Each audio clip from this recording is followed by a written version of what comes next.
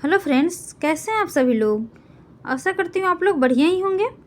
तो आज मैं बताऊंगी आप लोगों को कश्मीर यूनिवर्सिटी के बीएड सेकेंड ईयर के थर्ड सेमेस्टर के क्वेश्चन पेपर क्वेश्चन बताऊंगी। स्कूल प्रबंधन की विशेषताएं क्या है। स्कूल प्रबंधन, इस बुक का नाम ही है स्कूल मैनेजमेंट, उसी का एक क्वेश्चन है। तो स्कूल प्रबंधन क्या है, उसके उद्देश्य क्या है, मैं इससे पहले वाला वीडियो में बता चुकी हूँ। तो इसीलिए आप लोग इसके पहले वाले वीडियो उसे ज़रूर देख लीजिएगा। उसको देखने के बाद आप लोगों को ये वाली वीडियो अच्छी तरह से समझ में आएगी, जब जान लीजिएगा आप लोग स्कूल प्रबंधन होता क्या है। तो उसे ज़रूर देख लीजिएगा और इस वीडियो को पूरा देखिएगा। और वीडियो पसंद आए तो आप लोग इसे लाइक एंड सब्सक्राइब ज़रूर कर लीजिएगा और शेयर भी कर दीजिएगा। और क्या कहते हैं, 2 शब्द कमेंट में ज़रूर लिखिएगा आप लोग के एग्ज़ाम के लिए वीडियो यूजफुल है या नहीं। तो मैं बताऊंगी स्कूल प्रबंधन की विशेषताएं। स्कूल प्रबंधन की निम्नलिखित विशेषताएं हैं। भौतिक उपकरण का प्रबंधन, इसके अंतर्गत स्कूल के भौतिक प्रबंधन के या भौतिक उपकरण का प्रबंधन, भौतिक उपकरण के अंतर्गत आते हैं स्कूल के उपकरण तथा फर्नीचर आदि जैसी वस्तुएं सम्मिलित होती हैं। भौतिक उपकरण के अंतर्गत ये आते हैं, ये फर्नीचर, ये जितने टेबल, डेस्क, कुर्सी, जितने फर्नीचर के वस्तुएं होते हैं, इस सारे सम्मिलित होते हैं भौतिक उपकरण के अंतर्गत। उसके बाद है दूसरे नंबर में स्कूल संयंत्र। इसके अंतर्गत स्कूल की इमारतें, प्रयोगशालाएं, खेल के मैदान आदि सम्मिलित होते हैं। स्कूल संयंत्र के अंतर्गत आते हैं स्कूल की इमारतें, प्रयोगशालाएं। आप लोग इसे समझ पा रहे होंगे। उसके बाद है मानव उपकरण का प्रबंध। इसमें स्कूल संयंत्र है। स्कूल का संयंत्र क्या होगा, स्कूल के इमारतें होंगे जो देखने में आकर्षक होता है, उसकी प्रयोगशालाएं होंगे, खेल का मैदान होगा, यही सब इसके संयंत्र के अंतर्गत आता है। उसके बाद है मानव उपकरण का प्रबंधन। इसका अभिप्राय उन सब लोगों के संगठन से है जो छात्रों, उनके माता पिता, स्कूल स्टाफ तथा प्रबंधन बोर्ड के साथ आवेशित होते हैं व उनमें रुचि रखते हैं। उनमें रुचि रखते हैं। उसके बाद है विचारों तथा सिद्धांतों का प्रबंधन। इसका अर्थ है स्कूल प्रणाली, पाठ्यक्रम के कार्यकलापों इत्यादि में विचारों तथा सिद्धांतों को संगठित करना। तो ये था स्कूल प्रबंधन की विशेषताएं। अब इसके सिद्धांत पढ़ेंगे। इसके सिद्धांत क्या है, तो आप लोग देखिए इसके सिद्धांत।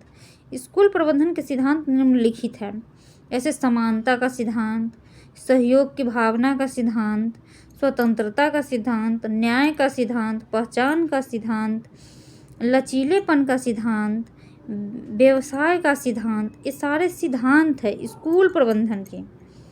तो इतने सारे इसमें 7 सिद्धांत है। अब मैं एक एक करके सारे को बताऊंगी, आप लोग देख लीजिएगा। और आप लोग के एग्ज़ाम के पॉइंट ऑफ व्यू से बहुत ही इम्पोर्टेंट है। इसमें जैसे एग्ज़ाम में आप लोगों को अगर शॉर्ट क्वेश्चन होगा तो उसमें पूछ लेंगे, ऐसे पूछा जाता है वेरी शॉर्ट में कि स्कूल प्रबंधन के 2 सिद्धांत लिखिए। मैं PYQ क्वेश्चन भी बताऊंगी आप लोगों को, उसमें समझ में आएगी कि किस तरह से क्वेश्चन पूछा जाता है। तो यही पूछेगा इसमें, स्कूल प्रबंधन के 2 सिद्धांत लिख दीजिए। फिर नहीं तो 8 नंबर के क्वेश्चन होता है शॉर्ट क्वेश्चन, उसमें भी पूछ देता है इसके प्रमुख सिद्धांतों को लिखे। तो इस तरह से पूछा जाता है। इसलिए कम से कम आप लोग 7 में बताऊंगी, आप लोग 5 को भी अपना समझ जाइएगा, 5 भी लिख दीजिएगा तो चलेगा आप लोग के एग्ज़ाम में। तो यह सारे एक एक करके मैं बताऊंगी। समानता का सिद्धांत, प्रिंसिपल ऑफ इक्वालिटी। समानता के सिद्धांत में यह कहा जाता है कि सभी लोग बराबर हैं, उनमें किसी प्रकार का कोई भेदभाव नहीं होना चाहिए। समानता का मतलब ही होता है समान रूप, एक नज़र से, एक तरह से सारे स्टूडेंट को देखना, उसमें कोई भेदभाव नहीं करना कि कोई स्पेशल घर से है, बड़े घर से है तो उसका सम्मान करेंगे, या कोई यानी कि छोटे घर से हैं यानी कि गरीब फैमिली से है तो उसका अपमान करेंगे, उसे हीन भावना से देखेंगे, ऐसा नहीं। समानता मतलब समानता, समान होना चाहिए। तो यही है, समानता के सिद्धांत में यह कहा जाता है कि सभी लोग बराबर हैं और उसमें किसी प्रकार का कोई भेदभाव नहीं होना चाहिए। ऐसा सिद्धांत ही शिक्षण प्रबंध पर लागू होता है। शिक्षण प्रबंध को यह चाहिए कि वह सभी के साथ समानता से व्यवहार करे। शिक्षक का उद्देश्य ही यही होता है शिक्षण का, कि सभी बच्चों के साथ समानता का व्यवहार करे, किसी के साथ ऊंच नीच भेदभाव, बड़े छोटे का इस तरह से भेदभाव नहीं करना चाहिए। सभी को समान रूप से देखना चाहिए, समान व्यवहार भी करना चाहिए। नहीं तो यानी कि जो अच्छे फैमिली से है उनको सम्मान करेंगे, जो तो लोअर फैमिली से है उसका अपमान करेंगे, तो ये बच्चे सब अपने आप में हीन समझने लगेंगे अपने आप को। इसीलिए विद्यालय के अंतर्गत समानता होनी चाहिए, अर्थात समानता का सिद्धांत। अब है उसके बाद सहयोग की भावना का सिद्धांत। सहयोग लोकतांत्रिक संगठन का मुख्य सिद्धांत है और स्कूल एक ऐसा संस्थान है जिसमें सहयोग की भावना की हर समय ज़रूरत होती है। स्कूल में तो हर समय सहयोग की ज़रूरत ही होती है। स्टूडेंट इसीलिए यानी कि विद्यालय जाते हैं कि उनके शिक्षक उनका सहयोग करें, पढ़ने में, लिखने में, जीवन की आगे की परिस्थितियों में किस तरह से चलना पड़े, चलेंगे, उस सारे में सहयोग करते हैं। उनके द्वारा सिखाए गए बुद्धि विद्या से ही तो स्टूडेंट आगे बढ़ते हैं। तो यही है इसमें सहयोग की भावना का सिद्धांत। फिर से इसको मैं पढ़ देती हूँ।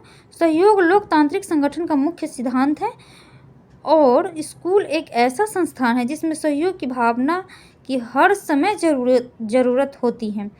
मुख्य अध्यापकों तथा कर्मचारियों में सहयोग रहेगा तभी स्कूल उन्नति कर सकेगा। तो कोई भी घर हो या स्कूल, सहयोग रहेगा तभी उन्नति कर सकता है। जहाँ यानी कि विफेट हो जाए वहाँ वो घर हो या स्कूल उन्नति नहीं करता है। तो यही जिन क्षेत्रों में सहयोग की अधिक ज़रूरत रहती है वह है पाठ्यक्रम। तो विद्यालय में तो पाठ्यक्रम में ही सहयोग चाहिए। अनुशासन प्रबंधन पढ़ना और पढ़ाने में किसी भी स्कूल प्रबंधन से अधिक सहयोग की भावना की ज़रूरत होती है। तो मैं आशा करती हूँ आप लोग समझ पा रहे होंगे। यह है उसके बाद स्वतंत्रता का सिद्धांत। स्वतंत्रता का सिद्धांत है लोकतांत्रिक स्कूल प्रबंधन को अपना काम करने की पूरी आज़ादी होनी चाहिए। स्वतंत्र हो व्यक्ति, यही है लोकतांत्रिक स्कूल प्रबंधन को अपना काम करने की पूरी आज़ादी होनी चाहिए।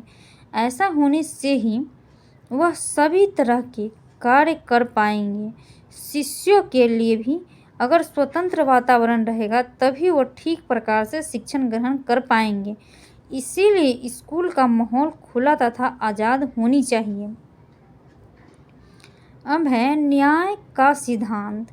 स्कूल प्रबंधन न्याय के सिद्धांतों को मानता है। इसीलिए स्कूल के प्रधानाध्यापक को चाहिए कि वह स्कूल को न्याय से चलाएं। यदि वह स्कूल के विद्यार्थियों से अन्यायपूर्ण व्यवहार करेगा तो वह स्कूल खराब हो जाएगा।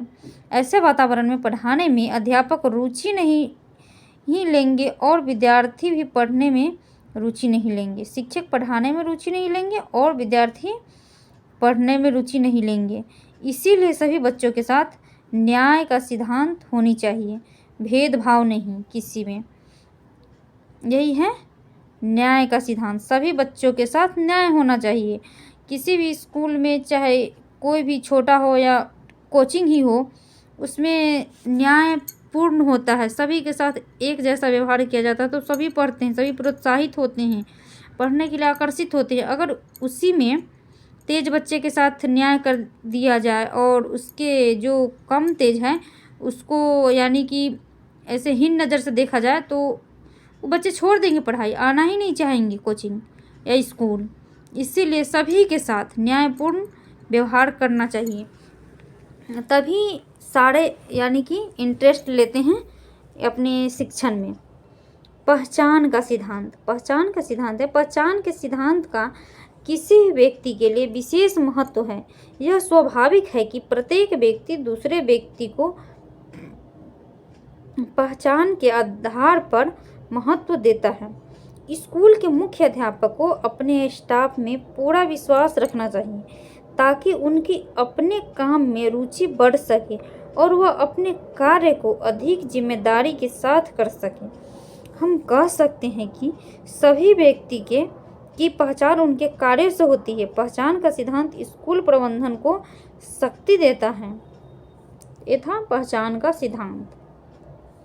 अब है लचीलेपन का सिद्धांत। आप लोग इससे क्या करिएगा, अपने नोटबुक में नोट डाउन कर लीजिएगा अपने हाथों से, क्योंकि नोट डाउन करने से आप लोगों को तो बीएड के एग्जाम में तो लिखना ही पड़ता है, तो नोट डाउन कर लीजिएगा तो लिखने की आइडिया भी आ जाएगी और ज़्यादा समझ में भी आएगी। और मेरी आवाज़ को भी सुनकर आप लोग समझ रहे होंगे। मैं जो लिखा हुआ है उससे मेरी आवाज़ को सुनकर समझने की कोशिश कीजिए तो याद रहेगी और उसी प्रकार से आप लोग अपने एग्जाम में लिख पाएंगे। तो यह लचीलेपन का सिद्धांत, प्रिंसिपल ऑफ फ्लेक्सिबिलिटी। स्कूल प्रबंधन लचीलेपन के सिद्धांत पर आधारित होना चाहिए। स्कूल प्रबंधन कैसा होना चाहिए? स्कूल प्रबंधन लचीला ही होना चाहिए, ये हमेशा है। आप लोग इसमें पढ़िएगा लचीलेपन का सिद्धांत, उसके बाद आप लोग सीटेट का एग्ज़ाम दीजिएगा, उसमें भी लचीलेपन का पढ़िएगा। जितना शिक्षा नीति है उसमें भी लचीलेपन का सिद्धांत पढ़ना पड़ता है। स्कूल लचीलापन ही होना चाहिए, फ्लेक्सिबल ही होनी चाहिए। ये स्कूल प्रबंधन लचीलेपन के सिद्धांत पर आधारित होना चाहिए। जैसे जैसे शिक्षा के क्षेत्र में उन्नति हुई है तो विकास भी स्वाभाविक रूप से हो रहा है, इसीलिए बड़े स्तर पर शिक्षा में लचीलेपन होना चाहिए। संस्था के प्रमुख के सामने विद्यार्थी के हितों का ध्यान सबसे ऊपर होना चाहिए। ऐसा भी कह सकते हैं कि स्कूल प्रबंधन समय के साथ बदलता है, इसीलिए चाहे परिस्थिति कैसे भी हो बदलते प्रबंधकों को हमेशा तैयार रहना चाहिए। तो ये क्या कह रहे हैं ना कि शिक्षा की नीति जो है तो दिन प्रतिदिन बदलती ही जाती है, उसमें सुधार होता है। कभी पाठ्यक्रम में सुधार, तो कभी विद्यालय में सुधार, कभी शिक्षा नीति में सुधार, तो उसको अच्छे से अच्छे बनाने के लिए सुधार किया जाता है। तो यही बात कह रहा है इसमें कि परिस्थिति चाहे कैसा भी हो जो बदलाव हो उसी के अनुसार हमेशा तैयार रहना चाहिए प्रबंधकों को। अब है व्यवसाय का सिद्धांत। व्यवसाय का सिद्धांत किसी भी शैक्षिक प्रबंधन का विकास और शक्ति उसके नीचे कार्य करने वाले लोगों की योग्यता पर निर्भर होती है। इसीलिए ऐसा जरूरी है कि प्रबंधन अपने नीचे काम कर रहे कर्मचारियों का ध्यान रखे जिससे वह अपने व्यवसाय का विकास कर सकें। अगर स्टाफ का व्यवसायिक विकास होगा तभी तो स्कूल की तरक्की भी अपने आप होगी। तो ये था व्यवसायिक सिद्धांत, इसमें 7 में बताई हूँ इनके सिद्धांत। आप लोग इसे 5 भी लिख सकते हैं अपने एग्जाम में। तो बहुत ही इम्पोर्टेंट क्वेश्चन है, स्कूल प्रबंधन से क्वेश्चन पूछा ही जाता है। इसके सिद्धांत क्या होते हैं, इनके कार्य क्या होते हैं। मैं आशा करती हूँ कि आप लोगों को अभी तक ये विशेषताएं और इसके सिद्धांत समझ में आ गई होगी। तो मेरा वीडियो पसंद आए तो आप लोग लाइक एंड सब्सक्राइब ज़रूर कर लीजिएगा। इसी तरह मैं आगे भी इससे रिलेटेड वीडियो लाती रहूँगी। Thank you.